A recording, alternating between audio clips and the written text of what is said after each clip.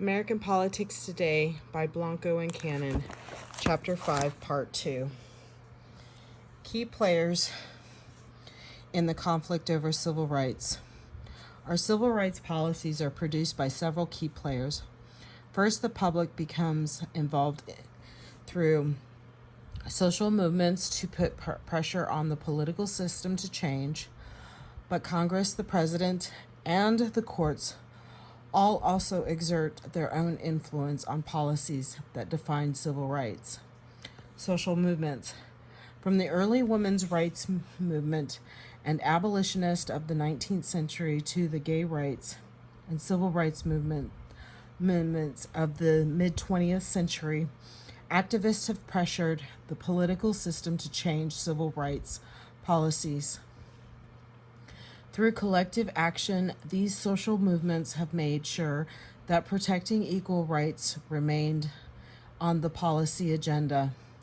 Women started to push for the right to vote at a convention in 1848 in Seneca Falls, New York. Subsequently, a constitutional amendment to give women the right to vote was regularly introduced in Congress between 1878 and 1913, but never was passed.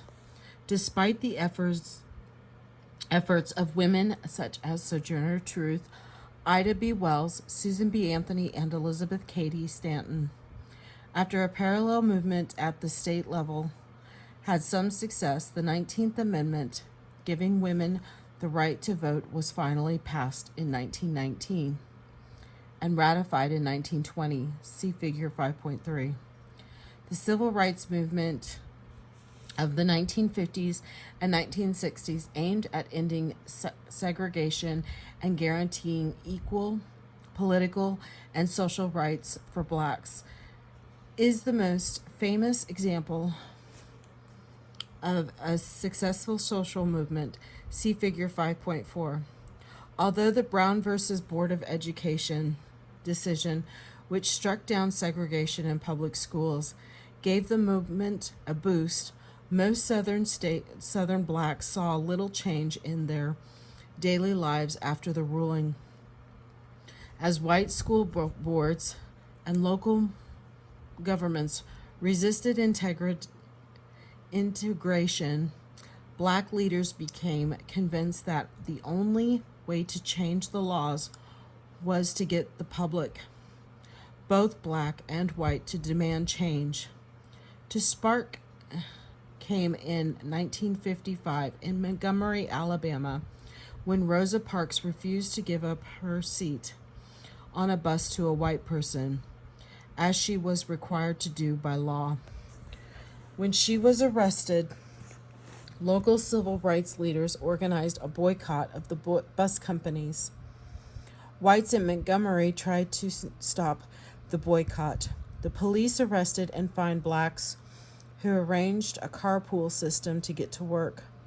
People waiting for a ride were arrested for loitering, and carpool drivers were arrested for lacking appropriate insurance or having too many people in their car. Martin Luther King Jr., the group's elected leader, was subjected to harassment and violence. His house was firebombed and he was arrested several times. Finally, a federal district court that the segregation policy was unconstitutional, and the Supreme Court upheld the ruling. Nonviolent protests. In 1960, 4 black students in Greensboro, North Carolina, went to a segregated lunch counter at a local Woolworths and asked to be served. They waited for an hour without being served and had to leave when the store closed. When 20 students returned the next day, National Wire Services picked up the story. Within 2 weeks, the sit-ins spread to 11 cities. In some cases, the students encountered violence. In others, they were simply arrested. However, they continued to respond with passive resistance, and new waves of protesters replaced those who had been arrested. The Student Nonviolent Coordinating Committee, the SNCC, was created to coordinate the protests. The Greensboro Woolworths were integrated in July 26, 1961, but the protests continued in other cities. By August 1961, the sit-ins had 70,000 participants, and there had been 3,000 arrests. The sit-ins marked an important shift in the tactics of the civil rights movement, away from the court-based approach, exemplified by the fight against the separate but equal doctrine, as we will discuss next, toward the nonviolent civil disobedience that had been successful in Montgomery. The next significant events occurred in Birmingham, Alabama, which experienced 18 unsolved bombings of black churches and homes in a 6-year period. During a peaceful protest in 1963, Martin Luther King Jr. and many others were arrested while in solitary confinement. King wrote his letter from Birmingham jail, an eloquent statement of the principles of nonviolent civil disobedience. Responding to White House religious leaders who said the king's actions were unwise and untimely, and that when rights are consistently denied, a cause should be pressed in the courts and negotiations among local leaders, and not in the streets. King wrote a justification for civil disobedience, asserting that everyone had an obligation to follow just laws, but an equal obligation to break unjust laws. Public opinion and legislative action. Following King's release from jail, the situation escalated. The protest leaders decided to use children in the next round of demonstrations. After more than 1,000 children were arrested and the jails were overflowing, the police turned fire hoses and police dogs on children trying to continue their march. Media coverage turned public opinion in favor of the marchers as the country expressed outrage over the violence in Birmingham. Similar protests occurred in over 100 southern cities. Mass protest became the preferred tool of many other social movements for civil rights and other causes. Vietnam War protesters marched on Washington by the hundreds of thousands in the late 1960s and early 1970s. Likewise, the women's rights, gay rights, and environmental movements have staged many mass demonstrations in Washington and other major cities. The largest single day of protest in the United States was the Women's March on January 21, 2017, which drew an estimated 4.2 million people in 654 American cities and another 300,000 in 261 cities around the world to protest the election of Donald Trump and call attention to issues concerning women's rights, healthcare, and immigration reform. The tools of social movements have evolved in recent years to combine the power of social media and mass protest. Hashtag Black Lives Matter started in 2013 on social media, but has since expanded to organize mass protest against police killings in many cities across the country. Black Lives Matter is a large, decentralized movement that is not organized under a traditional hierarchy or national leadership. Black Lives Matter activists have thus used a broad range of tactics to raise awareness and put pressure on police departments to change their policies, including march-ins, die-ins, protests in which participants block traffic by lying in the street, and social media campaigns. Many police departments have responded to the organization's concerns about excessive police violence, and a lack of accountability by adopting new policies, such as requiring police officers to wear body cameras and complete bias reduction training programs. The cause received a boost in 2017 when many NFL players kneeled during the playing of the national anthem before games to call attention to racially biased policing and police violence. President Trump pressured NFL owners to force the players to stand, saying that their actions disrespected the flag and the military personnel who serve the country. However, some players continued their protests throughout the season. Protesters intensified their call for changes to police practices during the summer of 2020 after the police killed George Floyd in Minneapolis and Breonna Taylor in Louisville and shot Jacob Blake in Kenosha. The legacy of civil rights movements has not been only to help change unjust laws, but also to provide a new tool for political action across the broad range of policy areas.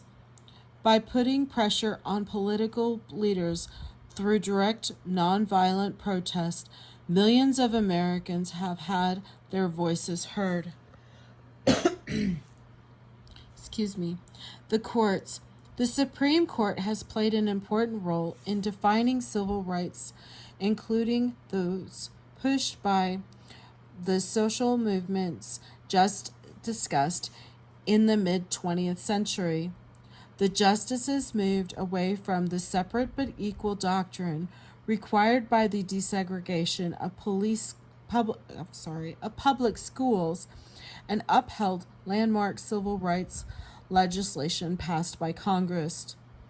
More recently, they have expanded civil rights for women and the LGBTQ community, but they also have endorsed a colorblind position that some see as a movement away from protecting civil rights, challenging separate but equal in education. In the 1930s, the NAACP, which was established to fight for equal rights for Black people, started a concerted effort to nibble away at the separate but equal doctrine. Rather than tackling segregation head-on, the NAACP first challenged an aspect of segregation that would be familiar to the Supreme Court justices: the ways in which states kept blacks out of all-white schools. After several victories, the signals increasingly indicated that the Supreme Court was ready to strike down the separate but equal doctrine. As background, in addition to the law school cases, in 1948 the court had ruled that the restrictive covenants clauses in real estate contracts that prevented a property owner from selling to an African American could not be enforced by state or local courts because the 14th Amendment prohibited the states from denying blacks the equal protection of the laws. This application of the 14th Amendment was expanded in the landmark ruling Brown v. Board of Education. The Brown case arrived on the court's docket in 1951, was postponed for argument until after the 1952 elections, and was re-argued in December of 1953. The postponement was intentional because the court knew that a firestorm would ensure. In its unanimous decision, the court ruled, quote, "In the field of public education, the doctrine was separate but equal has no place. Separate educational facilities are inherently unequal, depriving the plaintiffs of the equal protection law of the laws," unquote. The case was significant not only because it required all public schools to desegregate, but also because it used equal protection clause of the 14th Amendment in a way that had potentially far-reaching consequences. Also, even though the decision did not rule segregation unconstitutional in all contexts, Brown provided an important boost to the civil rights movement.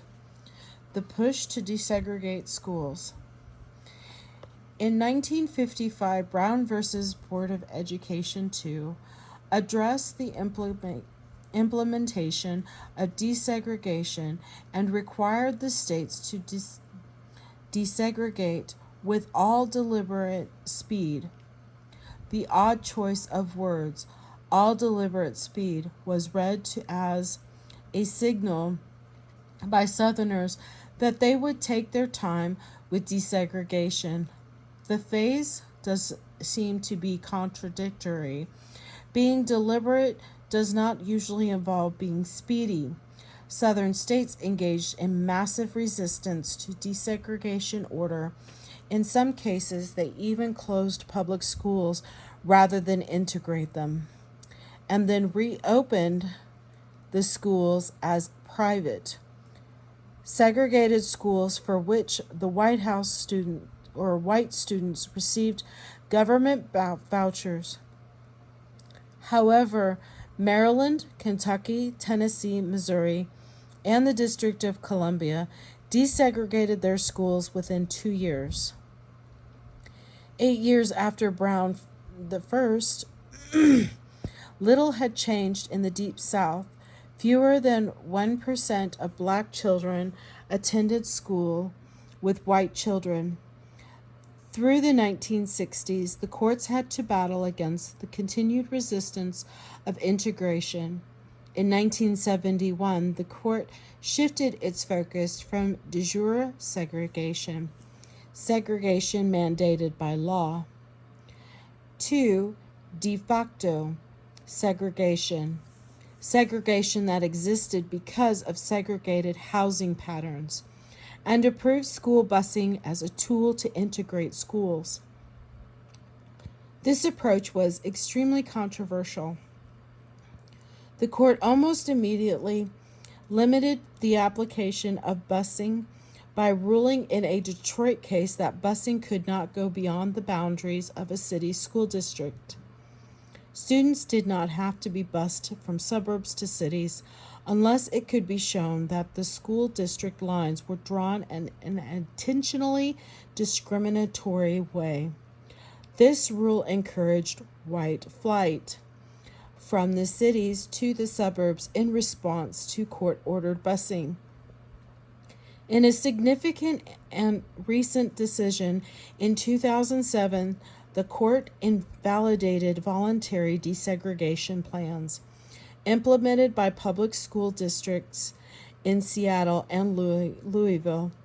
Both districts set goals for racial diversity and denied school assignment requests if they tipped the racial balance above or below certain thresholds. In these cases, the discrimination was against white students who wanted to be in schools with few minority students, rather than black students who wanted to be in integrated schools. Expanding civil rights for African Americans. Other significant rulings in the 1960s struck down state laws that forbid interracial marriages. 16 states had such laws, upheld all significant parts of the Civil Rights Act, and expanded the scope of Voting Rights Act, the VRA. These important laws will be discussed in the next section. In central cases, the justices ruled that Congress had the power to eliminate segregation in public places such as restaurants and hotels under the Commerce Clause of the Constitution. One important area of cases was in employment law. In 1971, the court ruled that employment tests such as written exams or general aptitude tests that are not related to job performance and that discriminate against blacks violate the 1964 Civil Rights Act. This means that if employment practices has a bad effect on a racial group, it doesn't matter whether or not the discrimination is intended. The Supreme Court and Congress have gone back and forth in defining this concept, but it is still important in workplace discrimination suits. See also Nuts and Bolts 5.1. The colorblind court and judicial activism. Recently, the Supreme Court has been gradually imposing a colorblind jurisprudence, unquote, over numerous issues. That is, the court has reasoned that race should not be considered in determining the outcome of certain kinds of cases. One significant area was the 1992 redistricting, in which 15 new U.S. House districts were drawn to help elect African Americans, and 10 districts were drawn to help elect Latino members. The resulting dramatic change in the number of minorities in Congress, an increase greater than 50%, was rooted in the 1982 amendments to the VRA. Instead of mandating a fair process, this law and subsequent interpretation by the Supreme Court mandated that minorities have an equal opportunity to elect representatives of their choice when their numbers and configuration permit. As a result, the legislative redistricting process now had to avoid discriminatory results rather than being concerned only with the discriminatory intent. However, in several decisions starting in with the 1993 case Shaw versus Reno, the Supreme Court's adherence to a colorblind jurisprudence has thrown the constitutionality of black majority districts into doubt. The court has ruled that black majority districts are legal as long as they are done right, but it has consistently held that if race is the predominant factor in drawing district lines, the districts are unconstitutional because they violate the Equal Protection Clause of the 14th Amendment. For the white plaintiffs in these cases, based on this reasoning, black majority districts in North Carolina, Georgia, Louisiana, Virginia, Texas, and Florida have been found to be unconstitutional. In 2001, the court upheld the redrawn 12th District in North Carolina, which no longer was a black majority, arguing that when race and partisanship are so intertwined as they are when 90% of African Americans vote for a Democratic candidate, plaintiffs cannot assume that African Americans were placed together for racial reasons. This ruling opens the door for a greater consideration of race than had been allowed in the previous cases. In 2017, the court struck down districting plans in North Carolina and Virginia for packing African Americans into districts, thus diluting their ability to have an equal opportunity to elect candidates of their choice. However, racial redistricting remains an unsettled area of the law. According to election law expert Richard Hasen, the Supreme Court's decision in 2019 to no longer decide cases concerning partisan gerrymandering will force courts to make logically impossible determinations about whether racial reasons or partisan motives predominate when a party gerrymanders for political advantage. That is, a state could redraw districts on racial grounds, which would not be okay, but claim it was for partisan reason, which is okay, at least in federal court. And there would be no way for the courts to sort this out. The court also struck down an important part of the 1965 VRA in a 2013 ruling. This case concerned the coverage formula that determines which states have to get approval from the Justice Department before implementing changes in an election law or practice, such as redistricting or closing a polling place.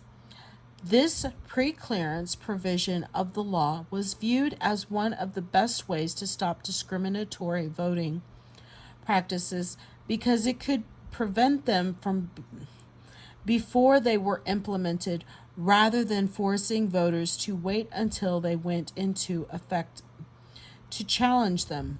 The court ruled that the coverage formula was an unconstitutional burden on the covered states and was a violation of the 10th Amendment. The racial redistricting and voting rights cases illustrates that the Supreme Court is increasingly activist in issues involving civil rights.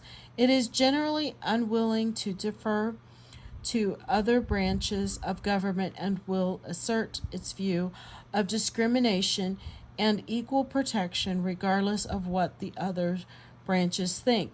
See Chapter 13 for a broader discussion of judicial activism.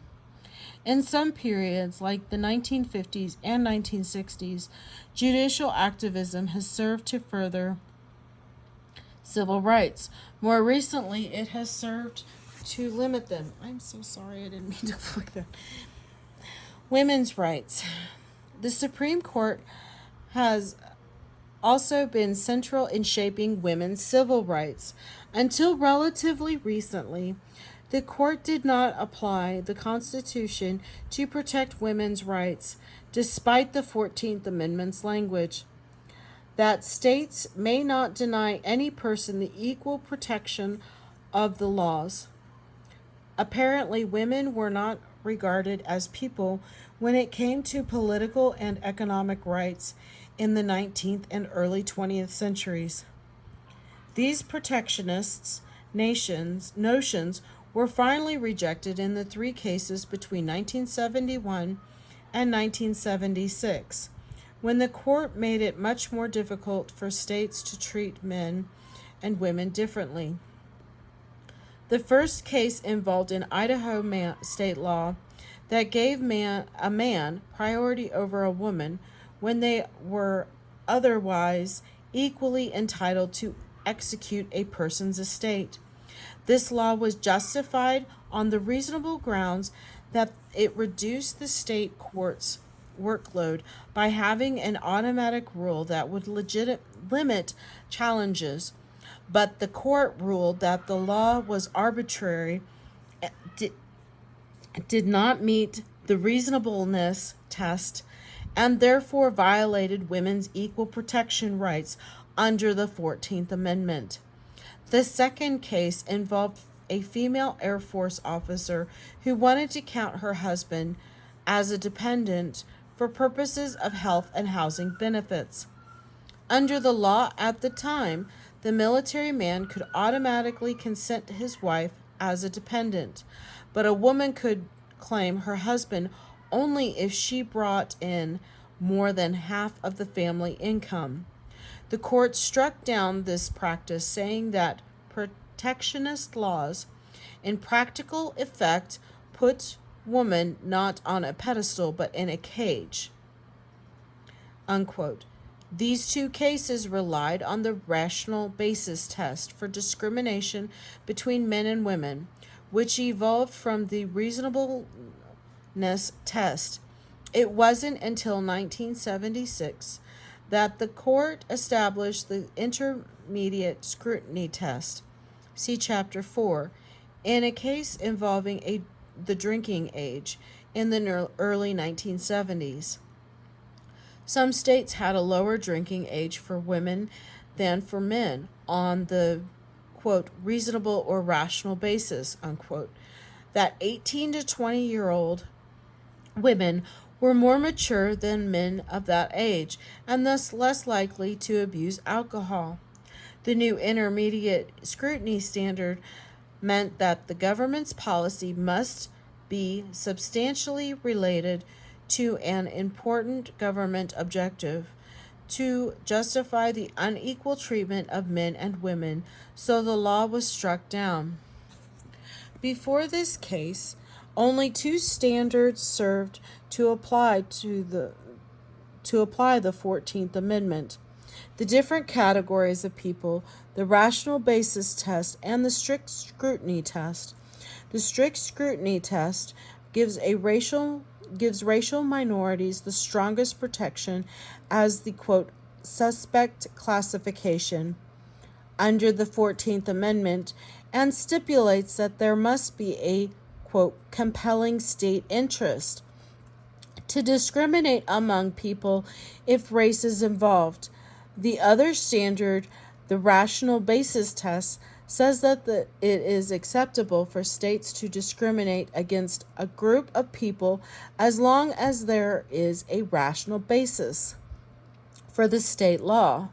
Today, for example, states can pass drinking laws that allow only those who are 21 and older to drink on the grounds that traffic fatalities will be lower with that drinking age rather than under a law that allows 18-year-old to drink.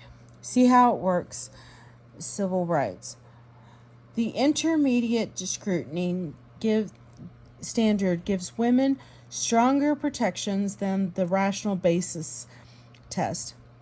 But this standard is not as strong as strict scrutiny. The more aggressive application of the 14th Amendment for women helped in providing them the equal protection of laws, as shown in a court decision that struck down the male-only admission policy at the Virginia Military Institute, the VMI. The ruling stated that VMI violated the 14th Amendment's Equal Protection Clause because it failed to show an exceedingly persuasive justification for its sex-biased admissions policy. An important gender equality case in 2017 concerned the law for determining the citizenship of children born overseas to an unmarried couple, when one parent is a citizen and the other is not. Federal law requires a single father to have resided in the United States for 5 years prior to his child's birth in order for that child to have U.S. citizenship, while a child born overseas to a single American mother would be granted U.S. citizenship if the mother had lived continuously in the United States for just 1 year prior to the child's birth. The court ruled that this gender-based distinction was unconstitutional, as with earlier cases involving the drinking age and alimony. The remedy in this case was to make things worse for women in the short term. That is, rather than reducing the residency requirement for men from 5 years to 1, the court increased it for women to match the longer period for men. However, supporters of women's rights applauded the decision for what it means for gender equality in the long term. Two other areas where the court helped advance women's rights are affirmative action and protection against sexual harassment. In 1987, the court approved affirmative action in a case involving a woman who was promoted over a man despite the fact that he scored slightly higher than she did on a test. The court ruled that the promotion was acceptable to make up for past discrimination. The court made it easier to sue employers for sexual harassment in 1993, saying that a woman did not have to reach the point of a nervous breakdown before claiming that she was harassed. It was enough to demonstrate a pattern of repeated and unwanted behavior that created a hostile workplace environment. Later rulings stated that if a single act is flagrant, the conduct does not have to be repeated to create a hostile environment. The issues of sexual harassment exploded on the national scene in October 2017 when Ashley Judd, Angelina Jolie, Gwyneth Paltrow, and Rose McGowan alleged that Hollywood mogul Harvey Weinstein sexually assaulted them. 10 days later, actress Alyssa Milano encouraged other women to share their stories with the hashtag #MeToo, building on the movement started by activist Tarana Burke to raise awareness of sexual assault. Within 24 hours, the messages had been retweeted 500,000 times and shared in 12 million posts on Facebook. In 2020, Weinstein was convicted in New York court and sentenced to 23 years in prison. He faces additional charges in California court. Allegations of sexual harassment or assault have ended the careers of Fox News anchor Bill O'Reilly, Senator Al Franken, comedian Bill Cosby, Representative John Conyers, Alabama State Senate nominee Roy Moore, morning show anchors Matt Lauer and Charlie Rose, Olympic gymnast Dr. Lawrence G. Nessar, public radio star Garrison Keillor, celebrity chef Mario Batali, conductor James Levine, actor Kevin Spacey, and many more. Times Magazine named the Silent Breakers their Person of the Year for 2017 for their courage in bringing attention to this problem. While the court of the public opinion and the actual courts have played a central role in bringing justice to the victims of sexual assault and harassment, the Supreme Court has been less sympathetic to plaintiffs in cases involving pay discrimination. Lilly Ledbetter sued Goodyear Tire and Rubber Company because she had received lower pay than men doing the same work over a 20-year period, which she claimed was gender discrimination. The court rejected her claim, saying that she did not meet the time limit required by law, as the discrimination must have occurred within 180 days of this claim. This overturned the long-standing policy of the EEOC, the Equal Employment Opportunity Commission, which held that each new paycheck started the 180-day clock as a new act of discrimination. Dissenters pointed out that pay discrimination usually occurs in increments over long periods, so it would be impossible to recognize unequal pay within 180 days of an initial paycheck.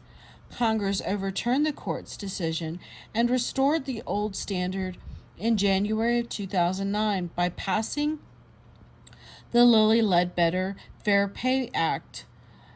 But as Figure 5.5 shows, significant pay disparities between men and women remain throughout much of the United States. Early in 2016, President Obama issued an executive order requiring companies with more than 100 employees to report to the federal government what they pay employees by race, gender, and ethnicity. He said women are not getting their fair shot that we believe every single American deserves. However, in 2017, President Trump overturned this order. Gay rights. The Supreme Court has similarly mixed record on gay rights. The court's decisions in early cases were not supportive of gay rights. One of the first cases concerned Georgia's law banning sodomy. The Supreme Court ruled in Bowers versus Hardwick, 1986, the homosexual behavior was not protected by the Constitution and that state laws banning it could be justified under the most lenient rational basis test. After cases in which it sidestepped the issue, the court first endorsed civil rights for gays in 1996. Here are the court struck down an amendment to the Colorado State Constitution that prevented them from suing for discrimination in employment or housing. The court said that the amendment violated gays' equal protection rights because it withdrew from homosexuals but no others specific legal protection from the injuries caused by discrimination. An important ruling came in 2003 in a case involving two Houston men. As we discussed in Chapter 4, the Supreme Court ruled in a historic decision that the Due Process Clause of the 14th Amendment guarantees freedom of not only thought, belief, and expression, but also certain intimate conduct, including same-sex relations. The Supreme Court issued two important rulings on same-sex marriage in 2013. The first case was a narrow ruling that reinstated same-sex marriage in California, but did not affect any other state. The second case was a far-reaching decision that struck down the Defense of Marriage Act, DOMA, as a violation of the Fifth Amendment's Due Process Clause. The majority opinion said that the Federalist government cannot deny benefits to same-sex couples who are legally married under state law. The gradual movement toward endorsing same-sex marriage culminated in 2015 in the landmark ruling Obergefell versus Hodges, which legalized same-sex marriages in all 50 states. The 5-4 ruling said that the fundamental right to marry is guaranteed by both the Due Process Clause and Equal Protection Clause of the 14th Amendment. In 2020, there was another landmark ruling in protection of rights of gays and transgender people.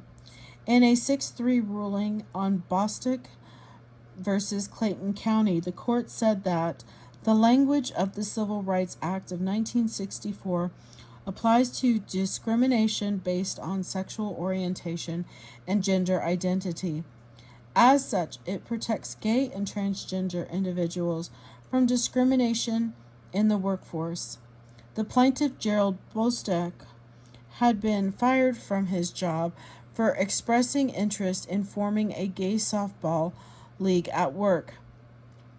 The Supreme Court consolidated the case with two other similar cases of workplace discrimination: Altitude Express Incorporated versus Zarda and RG and GR Harris Funeral Homes Incorporated versus Equal Employment Opportunity Commission. Writing for the majority, Justice Neil Gorsuch said, "An employer who fires an individual merely for being gay or transgender defies the law." Prior to this decision, it had been legal in almost half the states to fire an employee for being gay, bisexual, or transgender. This summary of cases demonstrates that the courts can be both a strong advocate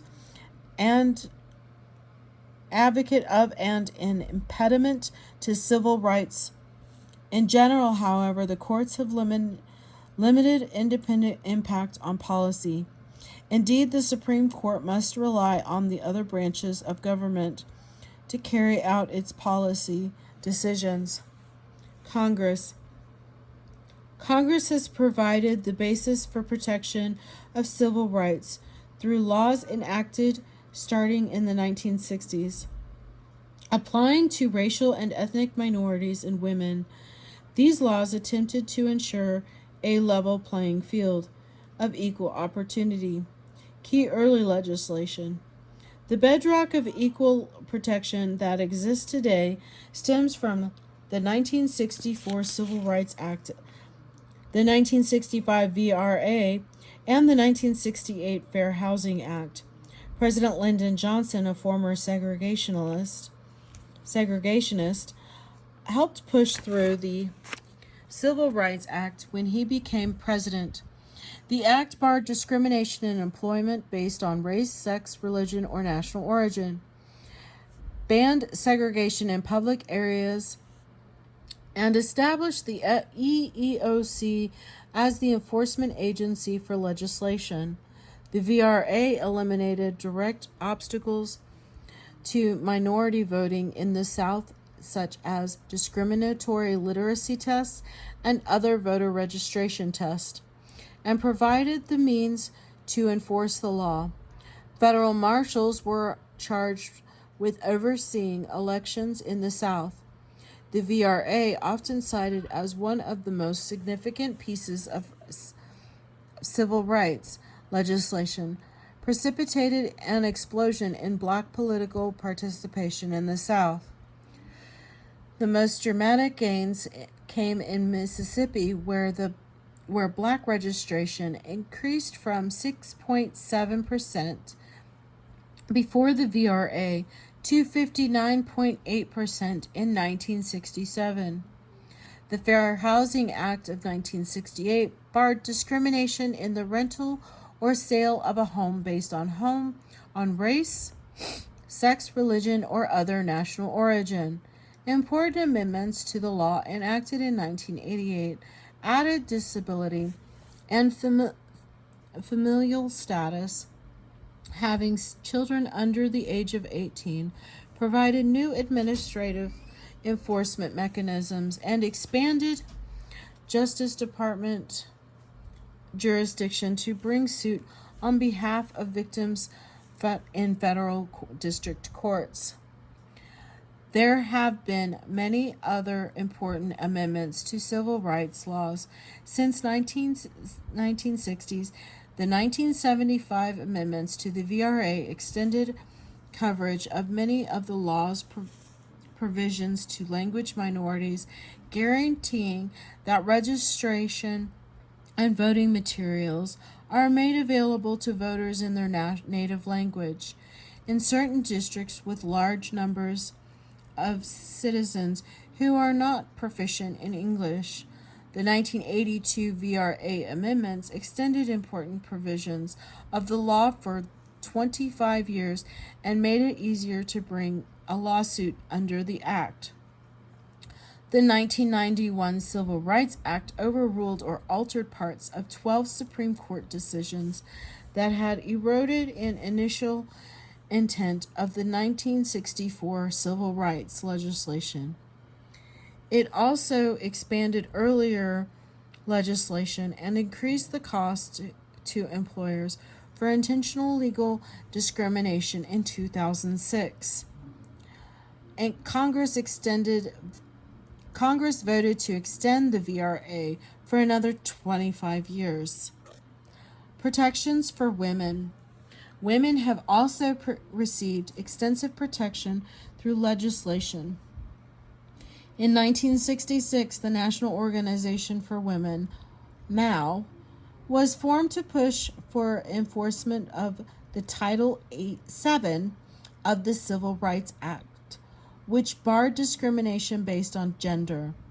NOW's members convinced President Johnson to sign an executive order that eliminated sex discrimination in federal agencies and among federal contractors. But it was difficult to enforce. Finally, in 1970, the EEOC started enforcing the law. Before long, 1/3 of civil rights cases involved sex discrimination, and those numbers remain high. In 1972, Congress passed Title IX of the Education Amendments, which prohibits sex discrimination in institutions that receive federal funds. The law has had the greatest impact in women's sports. In the 1960s and 1970s, opportunities for women to play sports in college or high school were limited because of few scholarships and small budgets for women's sports. Although it took nearly 30 years to reach parity between men and women, most universities are now in compliance with the Title IX. Nonetheless, many men's sports, such as baseball, tennis, wrestling, and gymnastics, were cut at university that had to bring the number of student athletes into rough parity. And critics argued that such cuts were unfair, especially as the interest in women's sports were not as high as for men's sports. Defenders of the law argue that the gap between interest in women's and men's sports will not change until there is equal opportunity. There is some evidence to support that claim, as interest is increasing in professional women's soccer, with the NWSL, the National Women's Soccer League, and Professional Women's Basketball League, with the WNBA, the Women's National Basketball Association, as well as in well-established professional sports such as golf and tennis. Another significant legislative effort was the failed Equal Rights Amendment. It was approved by Congress in 1972 with simple wording: equality of rights under the law shall not be denied or abridged by the United States or any state on the account of sex. Many states passed that within months, but the process lost momentum, and after 7 years, the deadline was set by Congress for ratification by the states. The amendment fell 3 states short of the required 38 states. The amendment received a 3-year extension from Congress, but it still was not passed by the additional 3 states. 3 more states have ratified the ERA since 2017, most recently Virginia in 2020, bringing the total to 38. Then, a few weeks after the Virginia vote, the House passed a bill nullifying the 1982 deadline for the ERA, with abortion rights being weakened by state laws and the possibility of that Supreme Court will overturn Roe v. Wade. Supporters of abortion rights would like to provide constitutional protection. However, 5 other states rescind their ratification back in the late 1970s, and the Senate is unlikely to take up the bill. Therefore, the only way to adopt the ERA would be to start the entire process over again. In 1994, Congress passed the Violence Against Women Act, which allowed women who were victims of physical abuse and violence to sue in federal court, and provided funding for investigation and prosecution violent crimes against women, for helping the victims of such crimes, and for prevention programs.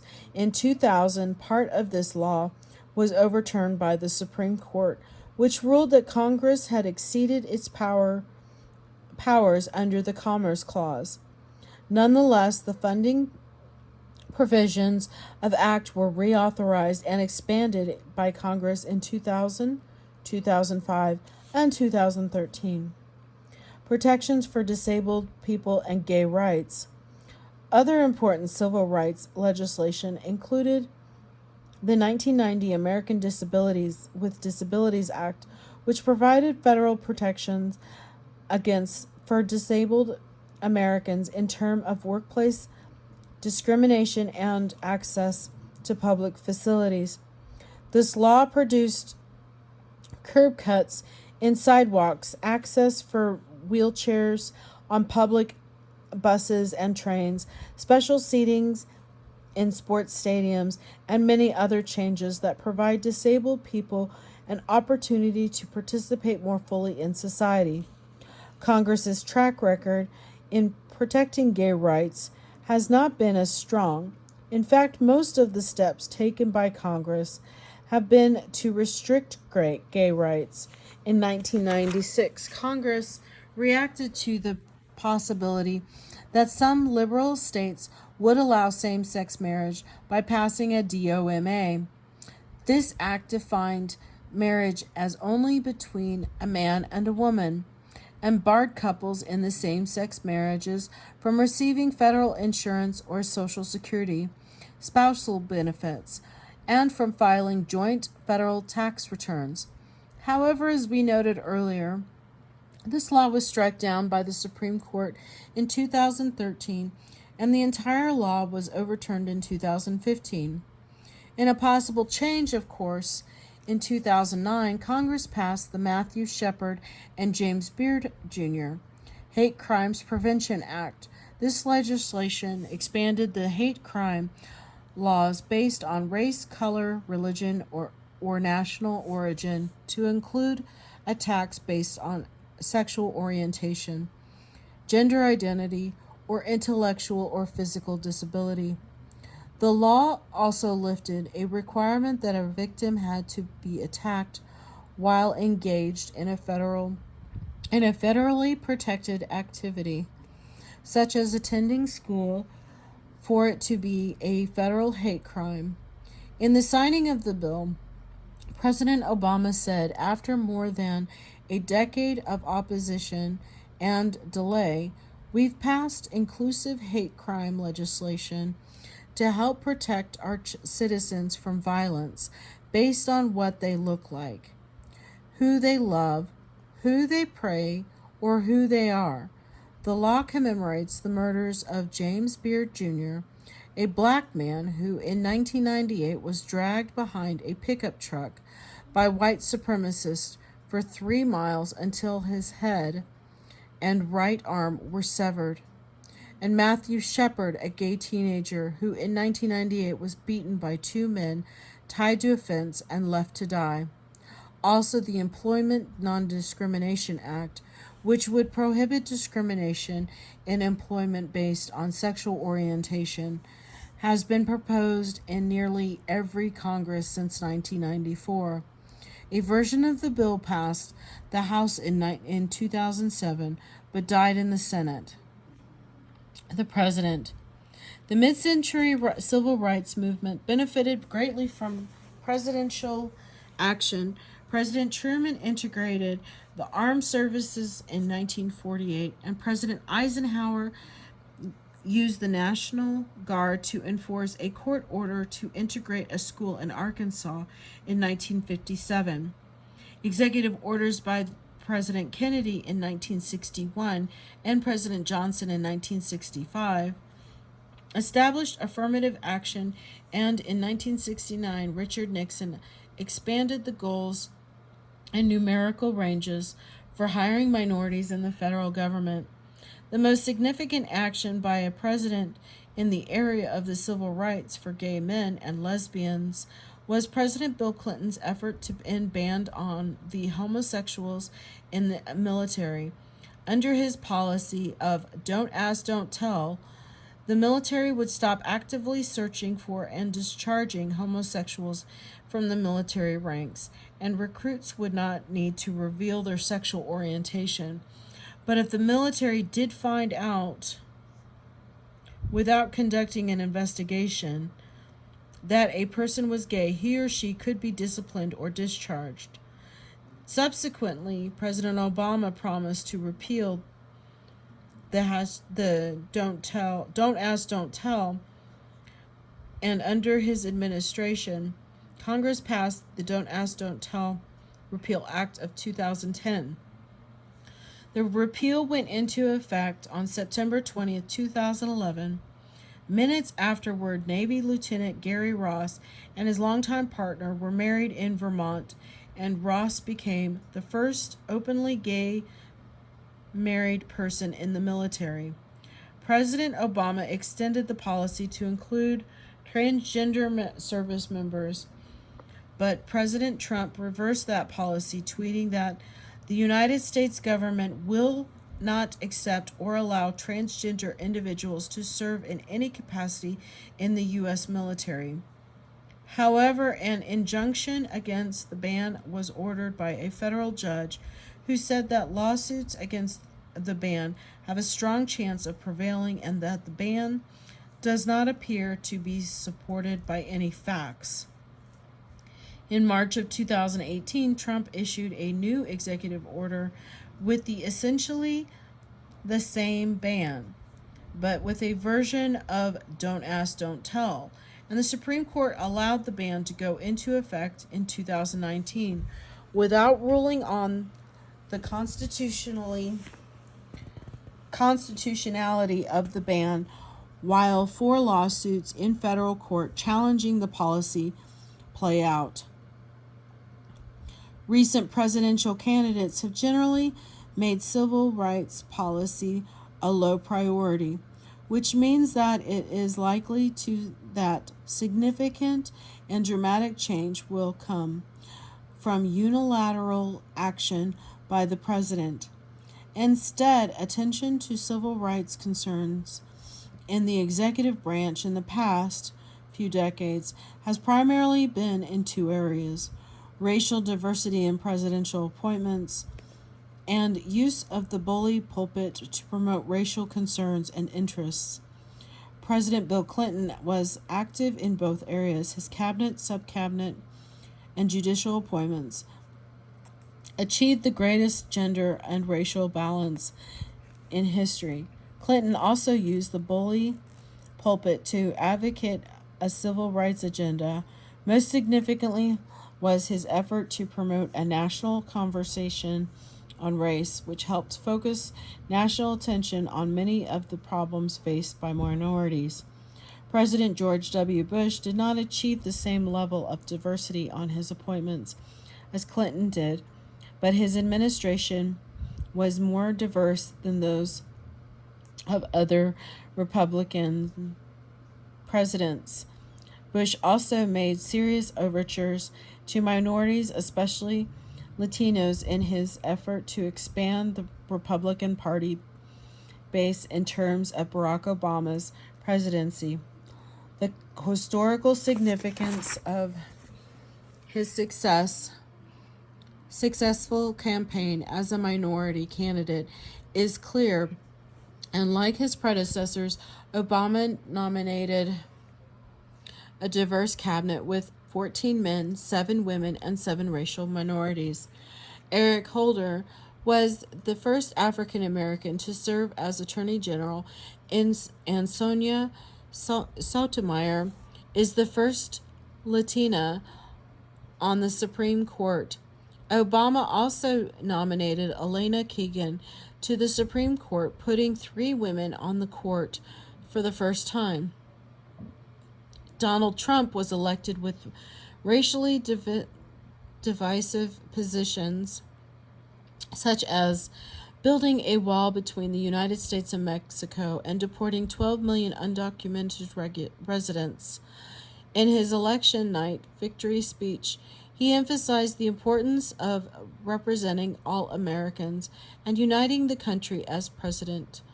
Trump has tended to express polarizing opinions on civil rights issues rather than unifying themes. He failed to condemn the attacks by white supremacists on counter-protesters in Charlottesville, Virginia, instead blaming both sides for the violence and saying that some of the white supremacists were very fine people, unquote. He also said that any NFL player who knelt during the national anthem in protest of racial bias in policing was a, quote, son of a bitch, unquote. Attempted to ban immigration to the United States from several dominantly Muslim countries, said the immigrants from Africa were from shithole countries, unquote. Told 4 House members who are women of color to go back to the crime-infested places from which they came, unquote. 3 of the 4 were born in the United States, and banned transgender services members from the military. This is the end of Chapter 5, Part 2.